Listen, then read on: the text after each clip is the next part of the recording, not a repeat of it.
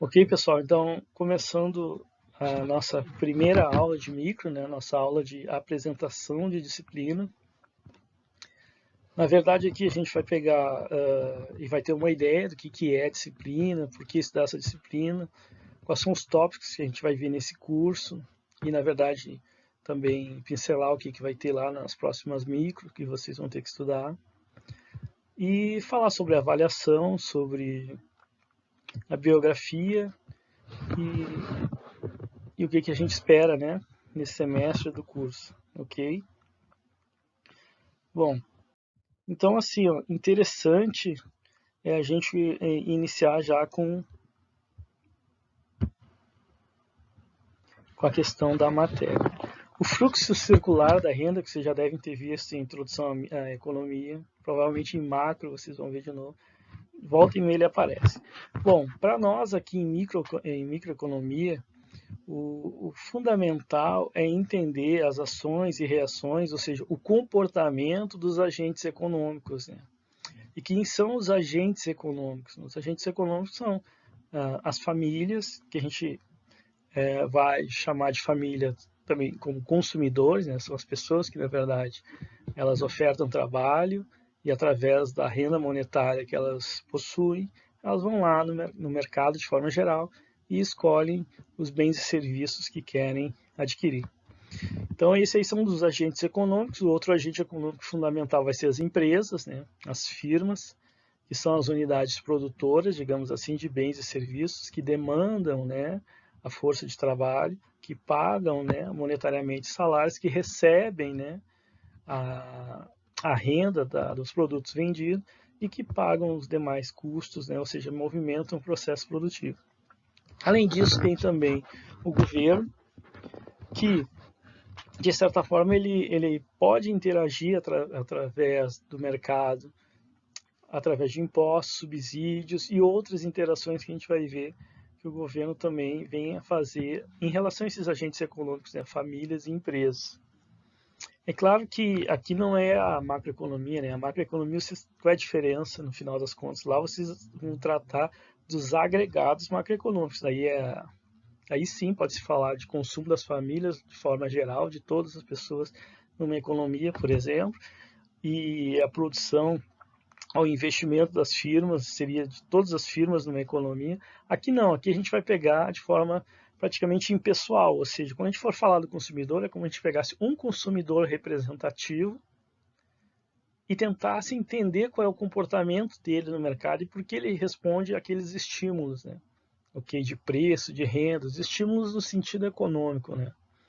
E por outro lado, as firmas também vão estar respondendo a estímulos, também elas vão buscar, né, por exemplo, um maior rendimento, um maior lucro, vão tentar reduzir custos, elas vão ter certo comportamento que a gente pode dizer que é previsível e a gente vai tentar estudar esse comportamento e essa interação, né, entre consumidores e firmas, né, que seria o mercado em si. E o próprio mercado, na verdade, ele não vai ser de uma forma única, o mercado não é um só, né? O mercado ele pode ser mais concentrado, ele pode ser mais competitivo, ele pode ser um meio termo, né, onde existam poucas empresas que têm uma certa forma de interação legal. E aí o governo ele pode também interagir com esses agentes econômicos, como se ele fosse um terceiro agente, né? Ou seja, a gente vai ver como ele interage com os consumidores, como é que ele impacta os consumidores caso ele aumente o imposto, ou até quando ele fornece um subsídio para um determinado bem. Da mesma forma, como é que isso aí vai impactar as empresas, ok? E aí as firmas aqui, o máximo de agregação que a gente tem é em torno do produto. O que é isso, né? A gente vai ver uma firma individual, como é que ela se comporta, e depois o máximo que a gente vai agregar é dentro daquele setor, ou seja, dado um produto, as N firmas, diversas firmas que vão estar produzindo aquele produto em específico. Então seria um setor, né? Por exemplo, calçado, setor calçadista, setor automobilístico, e aí tem um mercado constituindo ali. Então o máximo de agregação que a gente vai aqui em micro é isso, porque a gente quer entender as unidades individuais, os agentes individuais e a tomada de ação deles, né, digamos assim. Então esse é o trabalho que a gente vai fazer aqui em micro. Parece tranquilo, é simples. E aí como Eu falei para vocês dos quadros de economia que vocês estavam, do antigo e o novo. O antigo, a gente via isso em duas micro, né? Micro 1 e micro 2. E aí agora no novo a gente estendeu isso para mais uma micro, né? Uma micro 3 também, uma extensão para abordar, digamos, a microeconomia mais atual, mais moderna. Mas a priori, né, eu vou considerar que vocês estão na micro 1 e micro 2, eu vou falar mais especificamente da micro 1 agora, né, que é o que a gente vai fazer. Nesse sentido, pessoal, tem esse quadrinho aí, ó. Os conceitos básicos, que é mais ou menos isso que a gente está falando agora, né? É algo rápido. E o que vai importar para nós, e aí a partir da próxima aula é o que a gente vai nos aprofundar, é aquele A1 em relação ao funcionamento de mercado. Aí sim, né? A gente vai querer entender a oferta, a demanda, através de uma função representativa para a oferta, uma função representativa para a demanda. E é claro, né? Isso é porque a gente precisa da matemática, que não tem como fugir. Mesmo que seja feito da forma mais simples possível, a matemática ela tem isso, né? Ela tem essa facilidade porque ela, digamos assim, ela resume certa forma de comportamento através de uma equação. A equação ela vai estar explícita ali, aquele comportamento ou do consumidor ou da firma. Então isso para nós é uma forma de facilitar o entendimento. Então, ao contrário do que se pensa, matemática não é para deixar as coisas mais difíceis. Pelo contrário, é para resumir. Porque uma das coisas que a matemática faz, de certa forma, é te obrigar a andar na linha, digamos assim. Ou seja, você pode falar por 3 horas seguidas, escrever um livro sem matemática nenhuma sobre economia. Em algum momento você pode estar falando coisas contraditórias, coisas que não faz sentido, pode acontecer até sem querer isso, e a matemática não deixa isso acontecer. Essa é a questão. Se alguma coisa sair errada, a matemática logo vai demonstrar que você, em algum momento, perdeu a lógica, em algum momento, perdeu o sentido. Então, o lado bom da matemática é manter a coerência lógica na argumentação. Ok? A gente começa devagar, né? Coisas que provavelmente vocês já viram em introdução, que é uma oferta e demanda, óbvio, através de uma representação de uma equação, né, linear. E, bom, através dela, daí sim a gente se aprofunda um pouquinho mais também nas questões de deslocamento da oferta e demanda e os efeitos disso. Na verdade, é como uma revisão, né, de introdução. E também se aprofunda mais nas questões de elasticidade, debate um pouquinho mais da elasticidade, não só a elasticidade da demanda, que é mais comum de ser estudada, mas também as diversas outras formas de elasticidade que também podem ser estudadas na economia, como elasticidade de renda, elasticidade cruzada, elasticidade da oferta, né? Então a gente vai passar por isso também, ok? Essa seria então uma primeira parte, né, que é o estudo dos mercados, que a gente vai dedicar as primeiras aulas a essa questão, que em parte, como eu falei para vocês, é revisão e em parte também é um pouco mais de aprofundamento sobre esses conceitos. Legal? Bom, aí podemos considerar uma segunda parte da nossa disciplina de microeconomia 1, a teoria do consumidor. Aí sim, o que a gente vai fazer? A gente vai se aprofundar um pouquinho mais nas questões da demanda. Ou seja, porque o consumidor ele toma as decisões que ele toma em relação à demanda.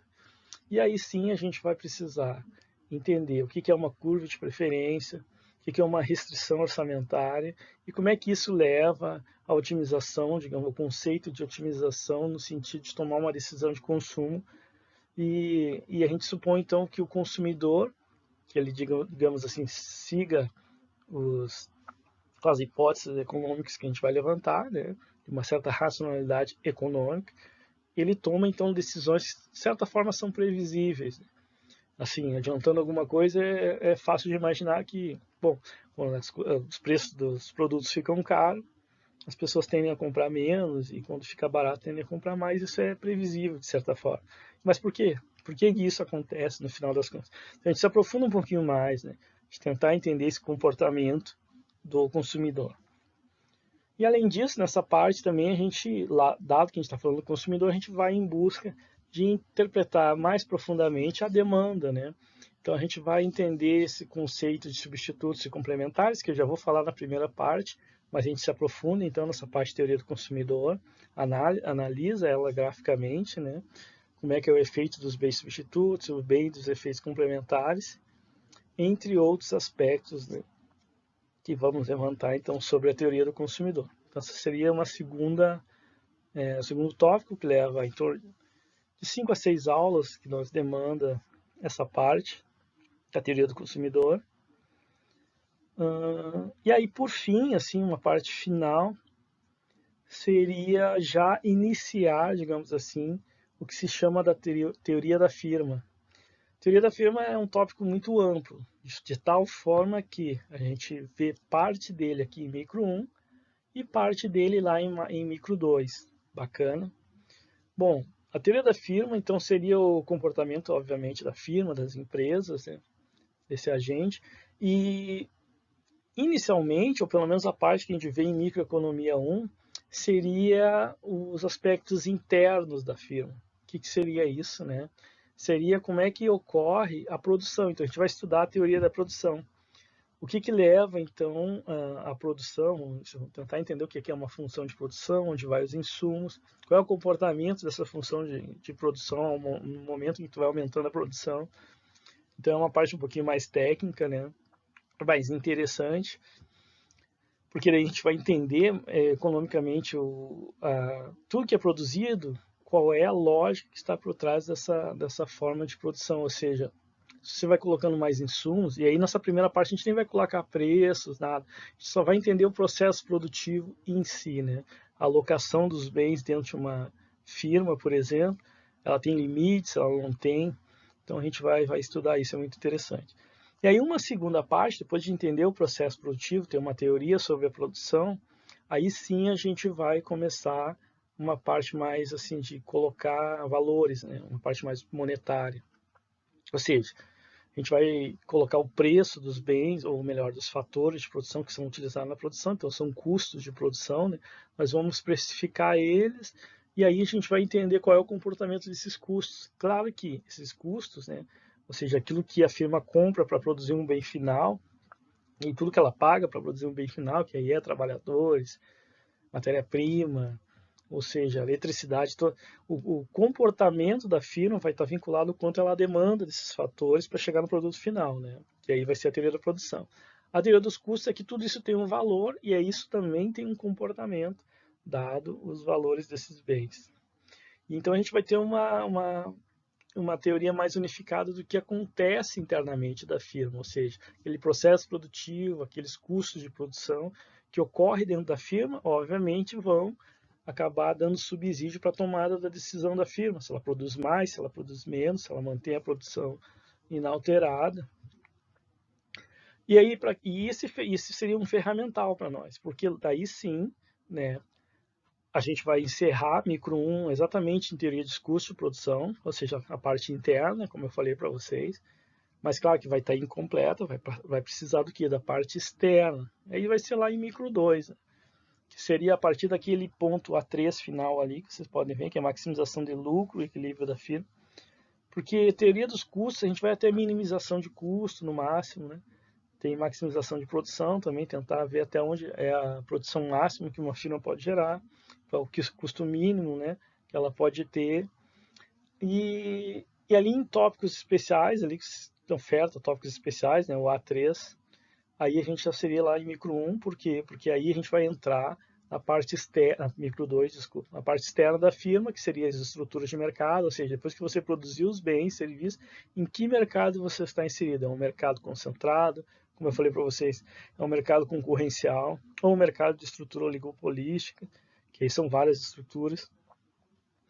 Ou seja, aí seria a parte externa, então essa primeira parte vai nos subsidiar o comportamento da firma. Os custos são altos, os custos são baixos, a firma consegue se manter nesse mercado, não consegue, são essas questões que a gente vai responder lá em micro 2. Mas é muito importante a gente entender esse processo aqui já em micro 1, né, na teoria da produção e na teoria dos custos de produção. Tá? E aí, claro, daí lá micro 2 é micro 2, né? Aí chegamos lá, aí eu acho até a micro 2 é mais tranquilo que a micro 1, né? A micro 1, pessoal, vocês estão pegando uma pedra e estão lapidando ela, né? Para transformá-la em micro 2 praticamente. Aí a entendimento eu acredito que fica mais tranquilo lá. E claro, né, agora que existe o micro 3, então o micro 2 seria mais ou menos só aquele quadrinho azul ali, A4, e na verdade aquele A3 ali na oferta tópicos, porque como eu falei, maximização de lucro eu prefiro dar lá no início de micro 2, porque está tão ligado com as questões de mercados ali que é melhor que eles estejam juntos. Então toda micro 2 toda micro 1 são esses dois quadrinhos azul fraquinho, né, azul bebê, sei lá.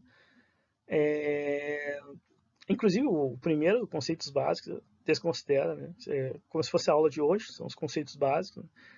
Mas seria então esse quadrinho azul, quadrinho rosa e os dois primeiros quadrinhos laranja, né? Amarelo, laranja. Aí seria essa nossa parte de micro 1, né? Aí a micro 2, por mais que esteja em pouquinhos quadrinhos, claro que é extensivo, né? Seria esse A3 final e mais A4, seria micro 2. E aí micro 3, pessoal, para quem futuramente vier a fazer por um acaso, ou como eletiva, ou como obrigatória. Eletiva é interessante também, porque conta para vocês. Aí já seriam uns tópicos mais avançados, como economia do bem-estar, falhas de mercados, que na verdade é externalidades, né? E equilíbrio geral. Seriam outros pontos, assim, outros tópicos, né? Inclusive da teoria do consumidor, tem a incerteza, seria como se fosse uma teoria do consumidor com incerteza. Isso a gente vê lá em micro 3.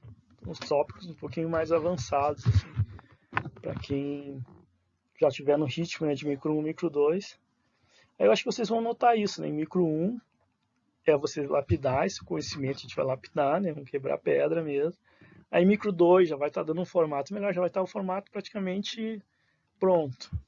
Aí micro 3 só falta, sei lá, pintar os detalhes finais, né? Fazer acabamento. Então basicamente é isso. E claro, né? Ainda há a possibilidade de tópicos de micro, né, pessoal, com uma eletiva também, para quem se interessar, porque às vezes alguns pontos a gente pode avançar um pouquinho mais até. Ok, da minha parte seria isso, né, praticamente só micro. Legal? Mas vamos nos concentrar então na micro 1, né? Bom, tá tudo legal, mas como é que vai ser então a avaliação? Pessoal, a avaliação eu faço da forma clássica, mas às vezes altera um pouco, então eu vou falar o que é a forma clássica, né? É simplesmente fazer as provas, né? E dividir ela pelo número de provas que tiver. Se for assim, é tranquilo, uma média, e a média vocês já sabem, né?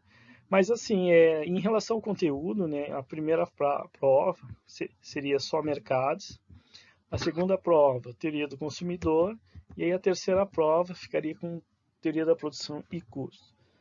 Vai ser assim? Talvez, porque às vezes também, assim, dependendo, e se não me engano eu fiz isso agora nessa pandemia, né, as aulas são remotas, de juntar a primeira prova com a segunda e fazer uma prova única, né, mercados e teoria do consumidor.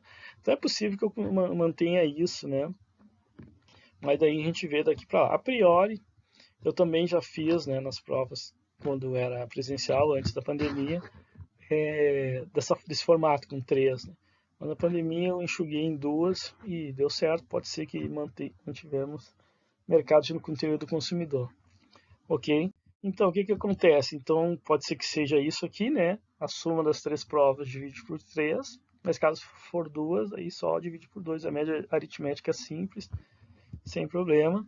Aí você já sabe, né? Essa aqui é a regra da FRR. Então, a média maior ou igual a 7, vocês estão aprovados diretamente. Para poder fazer recuperação, vocês têm que, se caso, né, for menor que 7 a média, está pelo menos entre 6 e 7. É claro que se você estiver muito próximo disso, né, se notar que o aluno tem um esforço, teve uma tendência de crescimento, e mesmo que não tenha atingido, dá para salvar, né, sempre tem como. Também não vou prometer, né? O cara chega lá com 13,5, pô, dá pra salvar? Pô, daí não, né? 13,5 de média, por exemplo, 4, coisa muito distância. Porque, claro, porque a instituição pede isso, né? Se a média for menor que 6, então você não consegue aprovação. E para aprovação com recuperação, aí você precisa de na prova de recuperação, né? A média simples de fazer 6 ou mais, né? Para conseguir aprovação na recuperação. Tranquilo? Bom, isso aqui eu acho que vocês já sabem, né? Mas assim, tem o seguinte também, né?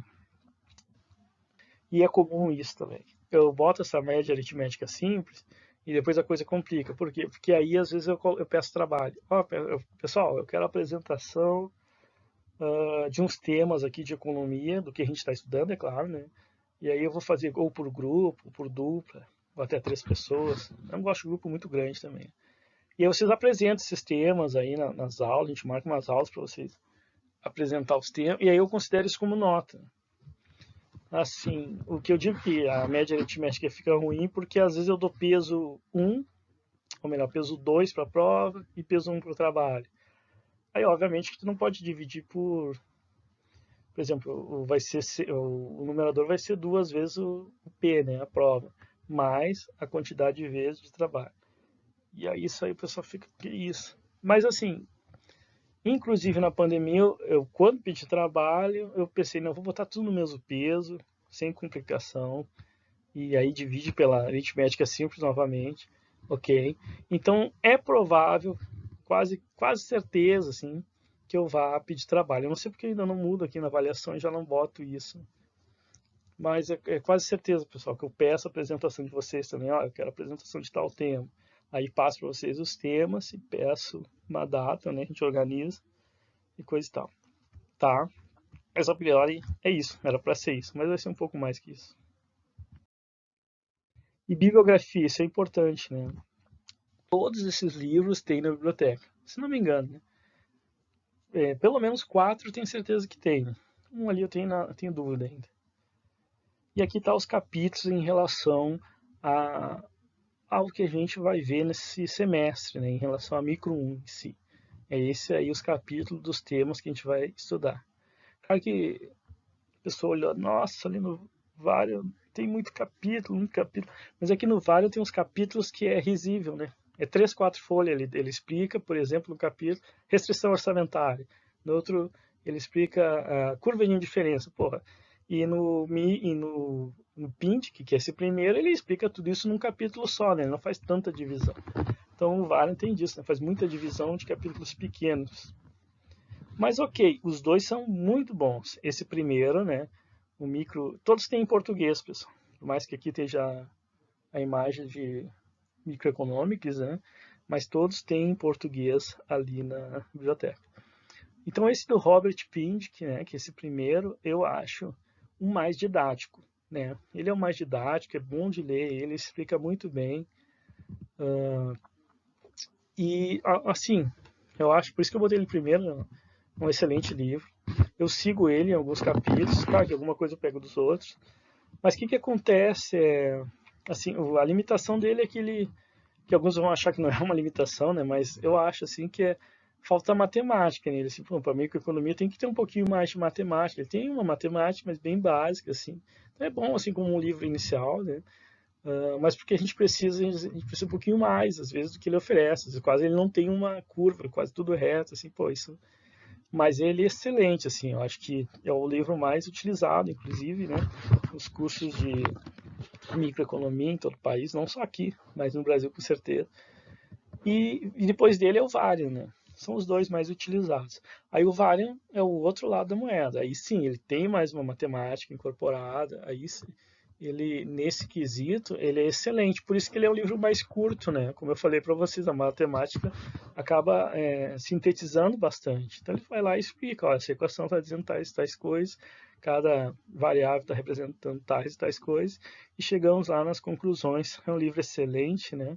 Tanto que ele está na 9ª edição. Já deve estar até mais, na verdade, agora.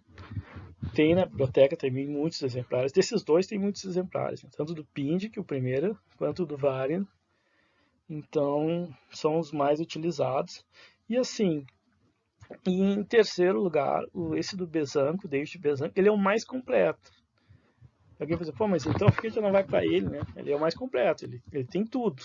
Matemática, tem exemplos, tem tudo. Só que o que acontece assim?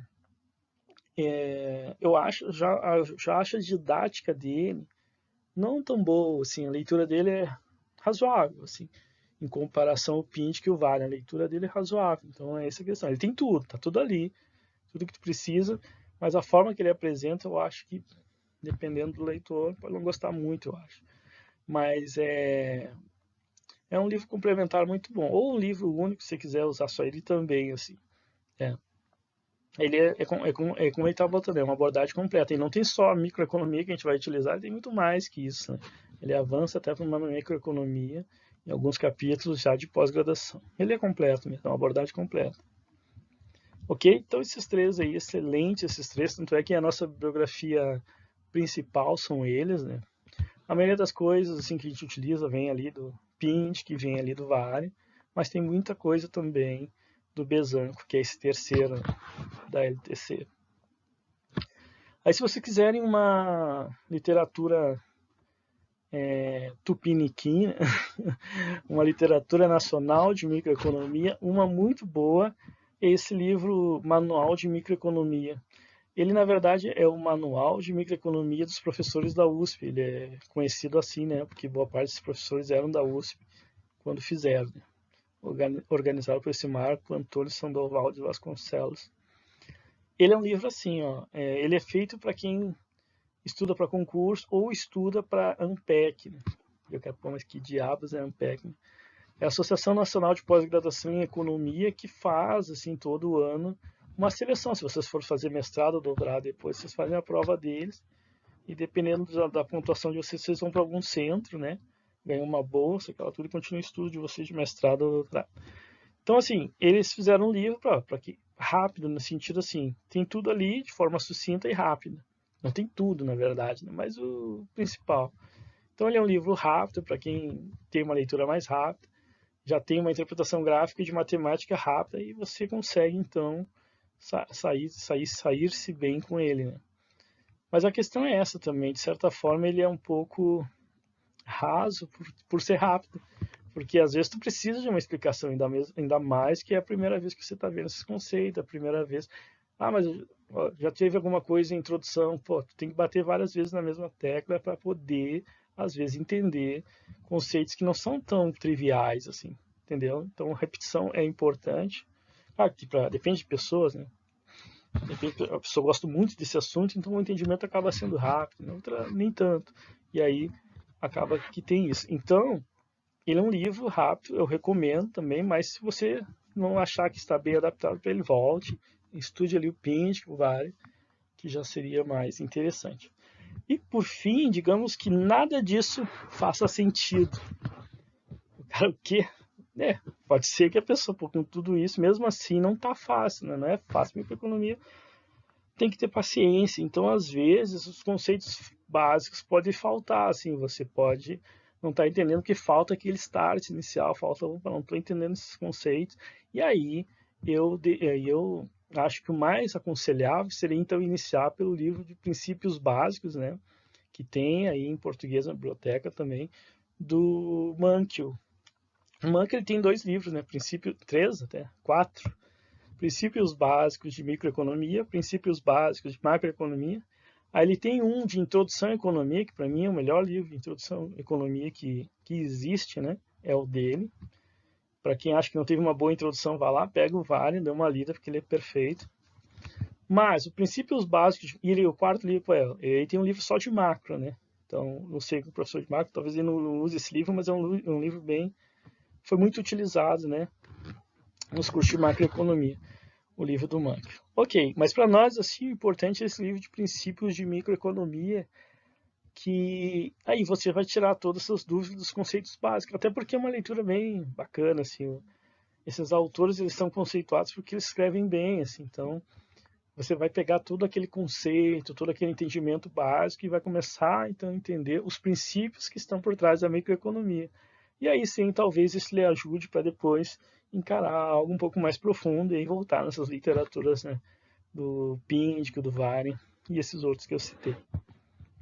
Bacana, pessoal? Então, tá, inclusive os capítulos referentes ao que a gente vai estudar estão aí.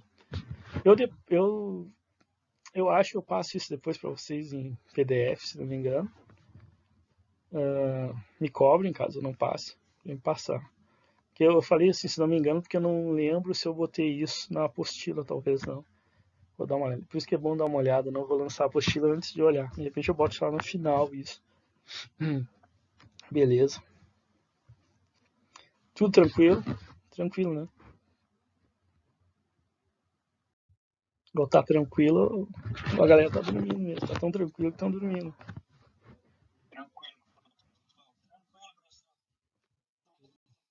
Fechou. Beleza, pessoal. Então assim, ó, o material didático, né? Tem um material de apoio que é isso que de certa forma já comentei com vocês, né? Que são as listas de exercícios. Claro, aí tem a lista para cada um dos tópicos. Na verdade, tem 3 listas de exercícios, né? Eu recomendo vocês fazerem ela, porque é basicamente o que a gente vai ver em aula e que, de certa forma, vai orientar vocês para a avaliação. Só que, claro, além da lista, tem a apostila. Aí vai todo o material, né? Não vou dar em partes. Né? É óbvio que eu acho que eu dividi ela em 3 capítulos. Dividi ela em 3 capítulos. Inclusive, eu boto aqui as listas, porque antigamente eu dava a lista em separada, mas agora vai todo o conteúdo e já vai as listas no final de cada capítulo. Né? Já botei tudo num PDF só, digamos assim. Então na apostila tem tudo, que é todos os slides que a gente vai ver e todas as listas de exercícios que estão aí. Então essa vai ser a apostila que eu vou passar para vocês. Como eu falei para o colega de vocês, como as aulas vão avançando ano após ano, então a apostila acaba crescendo. A lista também, mais lentamente, né? As listas de exercícios elas crescem mais lentamente, mas a apostila vai crescendo um pouquinho a cada ano. Então eu vou passar a mais atual possível para vocês. Assim que eu dar uma revisada nela, tá tudo ok, eu já posto lá em 2 lugares, né? Tanto no Siga como no grupo. Monitoria. Monitoria, pessoal, depende, claro, da disponibilidade, né? De monitores. Aí é assim, pessoal, não sei se a gente vai abrir monitoria esse ano. Ela vai ser para microeconomia como voluntário. Então, como voluntário nunca aconteceu, né? Vai ser a primeira vez, vamos ver o que acontece. Talvez não seja tão necessário, vamos ver. Eu posso também atender essa demanda, né, de tirar dúvidas e exercícios, caso porventura a gente não venha a ter monitor, né? É porque a microeconomia teve anos seguidos, monitor, anos seguidos. Aí chegou uma hora que o pessoal, pô, peraí, vamos fazer um rodízio, e por acaso esse rodízio aconteceu agora. Deu, pô, beleza. Outros professores também precisam ter monitores, né? E mesmo assim, bom, vamos tentar o voluntário. Então vai abrir essa vaga para o voluntário. Vamos ver se tiver um voluntário ótimo. Eu oriento, né, na monitoria. Vocês vão ter acesso a uma pessoa que pode ajudar vocês aí. Mas vamos ver, né? Hoje foi inclusive definido isso em reunião. Então mais uns dias, aí, uma semana ou duas, uma definição mais concreta se vai ter ou não monitoria. Bacana. Em todo caso, eu também posso auxiliar extra aula, né?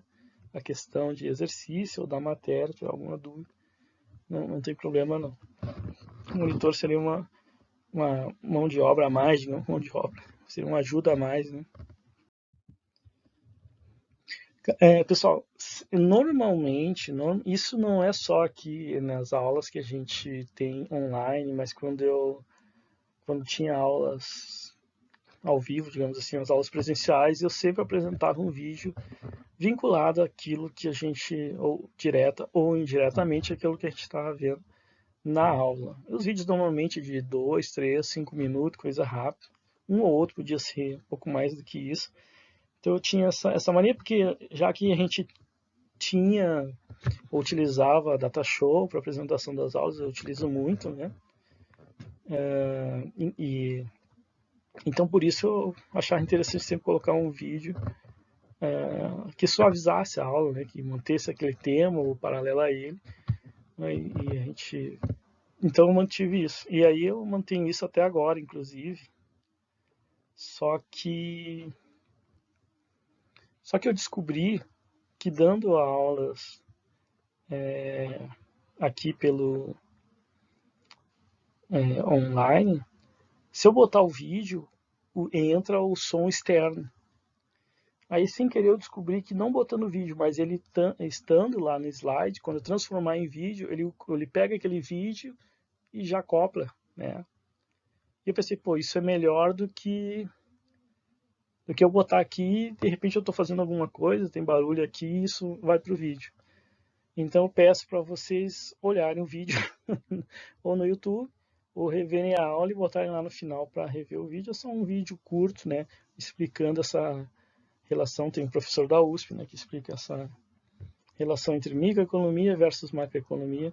Um vídeo educativo interessante, mas eu vou, dado essa questão que eu falei para vocês, que o vídeo fica mais claro, né, mais clean, assim, quando eu coloco a gravar ele indiretamente, não apresentando aqui. Então vai ser isso, pessoal. Quem vê ao vivo não vai ver o vídeo, mas pode ver depois também, não é tão importante. Então, em relação à gravação da nossa aula em si, ela vai até aqui. Deixa eu fechar aqui. A teoria econômica se divide em duas grandes áreas: a microeconomia e a macroeconomia.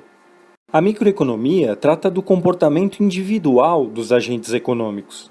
A macroeconomia, por sua vez, oferece uma visão global, aspectos que envolvem a todos. Os agentes econômicos são as famílias, as empresas e o governo. Portanto, na microeconomia, cada um desses agentes é abordado individualmente, enquanto que na macroeconomia se estudam os aspectos globais que afetam todos os agentes econômicos.